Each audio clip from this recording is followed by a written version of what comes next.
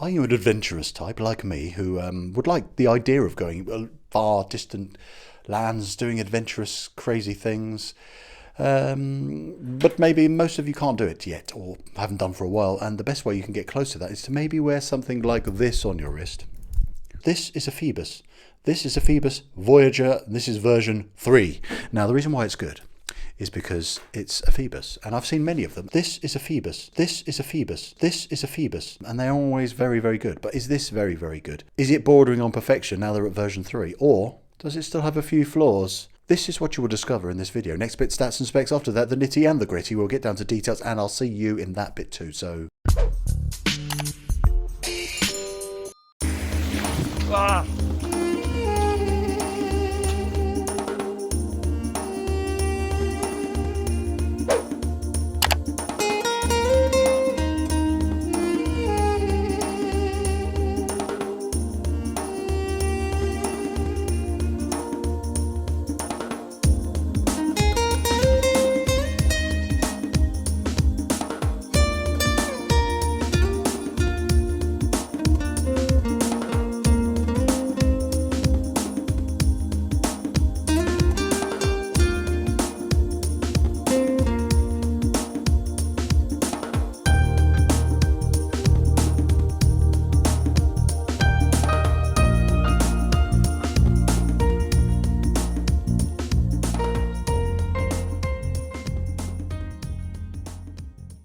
So here we have it, the Phoebos Voyager version 3. Now they do little upgrades each time, every year or so, and here is the new variation. The most obvious version changes are going to be the fact you've got this ceramic bezel insert, which is loomed. Previous iteration just had a stainless steel insert. You couldn't really see it. It didn't have that legibility that this one does. So that's the first major change. And then another change, obviously different colourway options you've got. Here we've got the wine red or the ruby red with the fume dial, sunburst. Goes from gorgeous deep red to almost black at the edges. Very nice. And then you've got a colour match date wheel. Very nice. And then you've got the brushing on the sides before it was all polished up a bit more, and a lot more brushing on this. So it helps tone it down a bit. Again, with this ceramic bezel insert being in black, softens it down a bit compared to having the bright stainless steel insert there, so it stops it looking quite as dressy. It's getting a bit more back towards being an adventure toolish sort of watch, which is what this is. And some people go, I just can't deal with this bezel insert. Why has it got this kind of GMT style? Well, because it's not a dive watch.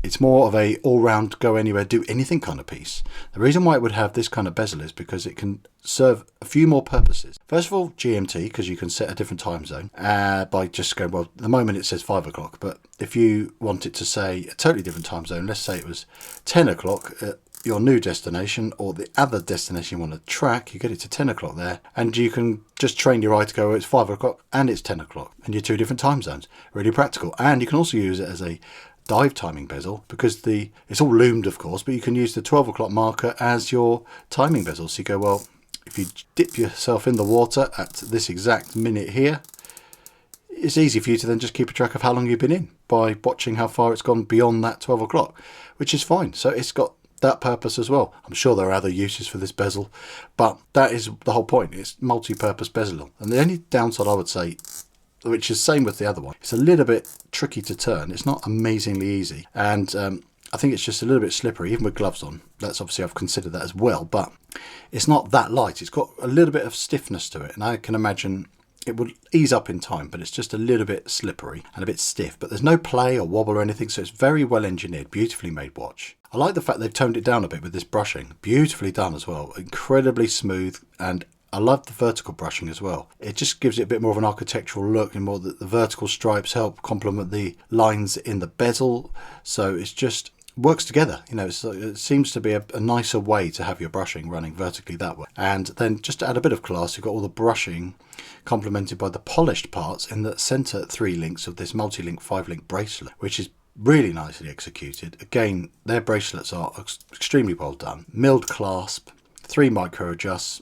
Could maybe do with one more, because the fitment isn't always spot on with these. Personally, I find with the 2 I've tried, it's ever so slightly tight or ever so slightly loose. So this is comfortable enough for me, but I could have done with, if it had 4, I could have got away with maybe having it looser, if you know what I mean. But at the moment it's just a little bit tight, and if I put one more link back in and then used all the micro adjusts, it's still not quite right. So but that's on my wrist. I have a 7¼ inch wrist for your reference, and now I'm going to struggle to take this off. Damn it. If you're an adventuring kind of person and you want something that doesn't look too much of a bland looking tool watch, that's where Phoebus come in. The thing I like about their watches is they've got something which is still extremely practical with all the versatility you'd ever want, such as what I've said about the timing bezel. You've got amazing lume for nighttime visibility. You've got practicality of the date complication. Screw down crown and 200 meters water resist is another huge perk. Reliable NH35 movement with the modified date wheel. And you've got sapphire crystal for anti-scratch, and the same with the ceramic bezel insert. It's extremely versatile, but without being bland, which can easily be the case with this kind of adventure watch. And that's where Phoebus, I think, in the Singapore micro-brand watch market, where they excel, because they offer watches which have this versatility whilst having some real exciting little design elements. Now, the previous version of this watch had a far more unusual scratched looking dial. It looked like a sunburst, but it was actually engraved and etched. And it played with the light. It looked mental. I like that, but I'd also like this new version because of the fume effect and the incredible depth of colour you get with this one. Especially, it's just lovely play with colour. And then the contrast incredibly well with this strong lume you get. The BGW9, the lume and the insert, and in the indices, sorry. So well done. I would like the hour hand to be a bit bigger because it looks a little bit lost with the other indices here. If you look, it's almost smaller than the 3 and the 9 and the 12 markers. But the minute hand is lovely, big, thick and bold. Perfect length. I just think, personally, I would like the hour hand to be a bit bulkier just to sort of be more robust and stand out. Then you've got the nice lollipop seconds hand going around nice and smoothly because of that 3 Hz movement. Maybe they would have liked just to be a bit different. Put the lollipop at the very end, the very tip, in line up with the second track. I love the idea of colour matching the date wheel, but it's almost illegible. That's just my criticism on this exact model. It is actually quite hard to read, but I do like the fact that everything else is very legible. I do love these screw links they put in their bracelets. They used to do pin and collar on the first version, then they upgraded to screw links and things like that for the second. I've kept that with the third, which I'm glad. And just the feel in your hand and the tactile aspects. I've mentioned the rotating bezel, how that feels, but the screw down crown is very nice how it unscrews. It's very easy to use as what you would expect for an NH35, but then the only slight criticism would be it's not always easy to screw back in. It doesn't always bite. That took 2 attempts for me to get bang on, but that's just me being ultra picky, just so you know what you're getting for your money. But the other good thing about Phoebus watches, the value for money is actually really good. You do get a great watch for your money. There is a bit of competition from Singapore with these kind of micro brands, dive, adventure style watches. This is right in there in the mix with all of them. So if you like the colour, the size is obviously fantastic. I'll put it on my wrist again just to show you. I think it's a really wearable size. I think you're getting something very unique with Phoebus. Like I said earlier, their designs are a bit more quirky, adventurous, and I love their octopus logo because it's linked with a C, of course, and I just think it's a more dressy, slightly quirkier take on the adventure watch, and I think they do that so very well. There's not many others that match these guys for this quirkiness. I've got to show you this case back. Just look at that. I just love their engraved case backs. So well executed. I think this is even better than the previous ones. The brushing and the engraving, the etching, it's just so well executed. Very neat. And I just like this angry kraken they've got on the back there. It's so fun.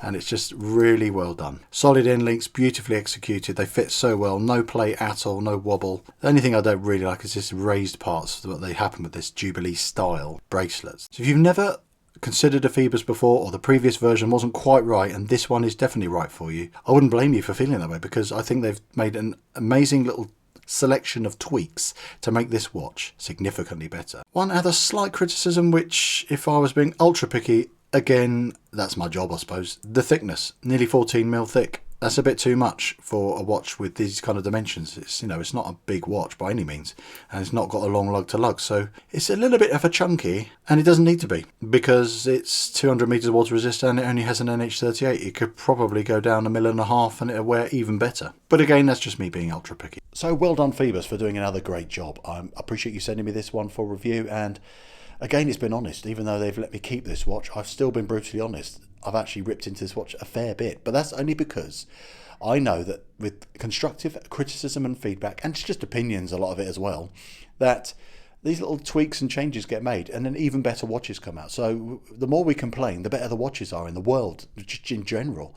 So the more we say these things, the better the world's going to be. If only we could have this power when it came to everything in the world, not just watches. But no, we do our best with timepieces, and I've enjoyed sharing this one with you. And if you've enjoyed this review, just watch more, hopefully. Video links will pop up above me, hopefully. And see you in the next one. It's been a pleasure. Bye for now.